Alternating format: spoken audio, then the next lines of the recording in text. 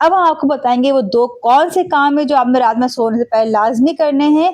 Count your blessings, अल्लाह का शुक्र अदा करें दिन भर में जो भी अच्छे काम हुए, जो भी पॉजिटिव काम हुए हैं। आपने कोई अच्छा काम किया उस पर अल्लाह का शुक्र अदा करें। बच्चों की तरफ से कोई अच्छी बात हुई है उस पर शुक्र अदा करें।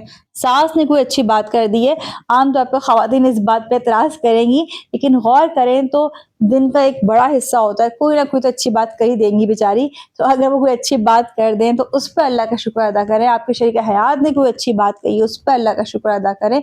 किसी भी बात को ज़हन में लेकर आए जो आपका अच्छी हुई है उस पे अल्लाह का शुक्र अदा करें। अपनी ब्लेसिंग्स को काउंट करते हुए सोएं, आपको बहुत अच्छी और भरपूर नींद आएगी। दूसरा काम क्या करना है आपने, रब से बातें करनी है। आपकी जितनी परेशानी, जितने मसाइल हैं अपने रब के आगे रखें, अपने अल्लाह से डिस्कस करें। आप इस यकीन के साथ बात करें कि आपका रब आपको सुन रहा है, वो आपके मसाइल हल कर रहा है। आप देखिएगा ये मेरा अपना आजमाया हुआ फार्मूला है। अल्लाह का शुक्र अदा करना और अपनी परेशानियां सिर्फ और सिर्फ अल्लाह से बयान करना, अल्लाह से उनका जिक्र करना। आप देखिएगा सिर्फ इस बात पे अमल करके आपके बड़े बड़े मसले हल हो जाएंगे इंशाअल्लाह ताला।